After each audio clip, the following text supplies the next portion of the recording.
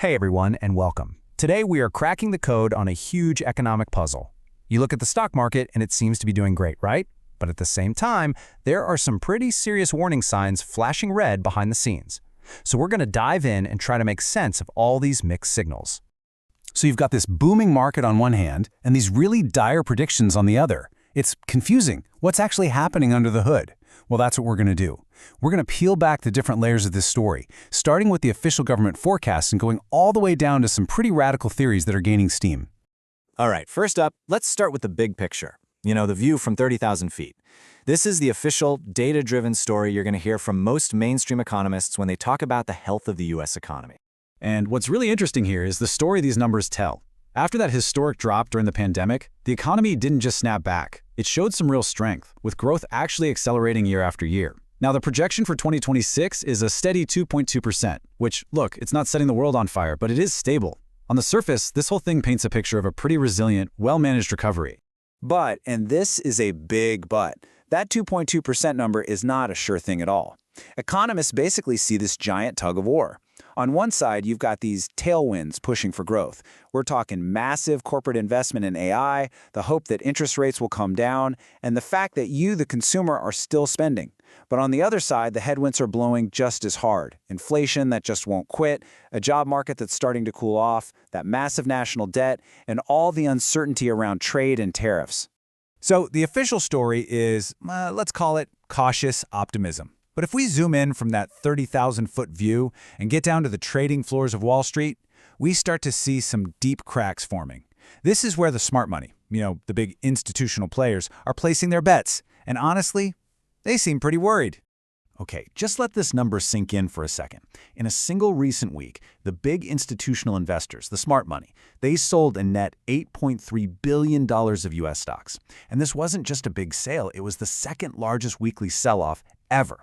This is the key point. While the official forecast looks kind of sunny, the biggest players seem to be quietly but very quickly heading for the exits. And it's not just the big hedge funds, it's the insiders. We're talking about the CEOs, the CFOs, the executives who know their companies better than anyone else. Right now, for every one corporate insider who's buying their own company's stock, there are 5 who are selling. The last time we saw insiders cashing out at this kind of pace was right before a 36% drop in the market. Just saying. Now this next number, it might not seem that big, but what it implies is absolutely massive. This is the current market liquidity level. What that means is any trade bigger than just $2.9 million can actually start to move the entire market. To put that in perspective for you, in an ocean of trillions of dollars, a single speedboat can now create a wake. That's how fragile, how thin the market has become. So let's just properly define that term, market liquidity. It's really just about how easily you can buy or sell something without the price moving against you. When liquidity is high, there are tons of buyers and sellers, no problem. But when it's low, like it is right now, there are very few buyers on deck, and that makes the market extremely vulnerable. If those big players who are selling just keep on selling, well, prices could fall, and they could fall fast. Okay, let's move on to our next layer, and you'll see how this all starts to connect. We've seen the official view, we've seen the Wall Street view. Now we're going even deeper into a structural risk that actually involves millions of us. It's a theory that asks a really provocative question. Is the way most of us save for retirement in our 401ks actually making the entire market fundamentally unsafe? I mean, just look at the massive scale of this shift. Over 60% of the entire U.S. stock market is now held in passive funds. Think of those big index funds that make up the bulk of our 401ks. This means a huge chunk of the market is basically on autopilot. That money just flows in every single paycheck, buying up stocks whether they're priced fairly or not. And this brings us to what some researchers are calling the passive fragility theory. So here's how it's supposed to work. First, you've got billions of dollars on autopilot, just buying stocks no matter what their actual value is.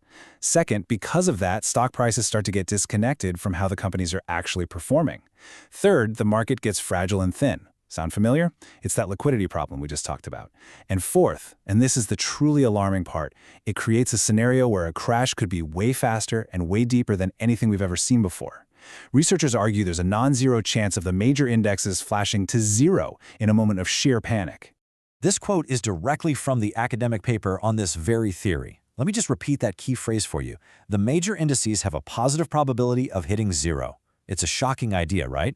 Now, they're not saying it's likely, but they are saying it is mathematically possible in a severe crash. I mean, can you imagine? The consequences of that kind of flash crash, even a temporary one, would be absolutely catastrophic for millions of retirement accounts. So what happens when people start to believe the whole system is fragile? Well, that brings us to our final, deepest layer, the view that faith in conventional stocks and the US dollar is collapsing, and it's leading to a mad dash toward physical hard assets. You know, this idea isn't new. It's rooted in this really deep distrust of government institutions, and it's summed up perfectly here by the economist Milton Friedman. The argument is basically that the Federal Reserve, the very institution that's designed to create stability, has actually been the source of instability, creating these huge bubbles and busts through its policies over the years. And this distrust is what's fueling a run on physical assets like silver. And the case for it is built on really simple supply and demand. First off, as you can see, 2026 is projected to be the 6th straight year where we use way more silver than we produce. Second, that deficit is huge. We're talking a projected 300 million ounces. And finally, here's the kicker. The supply is really constrained, since only about 30% of new silver actually comes from dedicated silver mines. So the people who believe in this view say a major supply squeeze isn't a matter of if, but when. And the argument for gold? Well, it's even more dramatic. This chart here compares the official value of all U.S. gold reserves to that absolute mountain of U.S. government debt. The folks who subscribe to this view argue that gold is the ultimate insurance policy against government promises, and they've done the math. If gold were to be repriced to cover just 51% of that debt, its price would have to soar to $75,000 an ounce. Okay, wow. Let's take a breath. We have peeled back a lot of layers here. You've got the steady official forecast, the super nervous Wall Street insiders, that academic theory about passive fragility, and the radical run on hard assets. Each one of these completely different viewpoints leads to a completely different strategy or playbook for what you should do next. And here they are, the conflicting playbooks that come out of these worldviews. The official forecast? It suggests just playing defense, maybe rotating into safer stocks.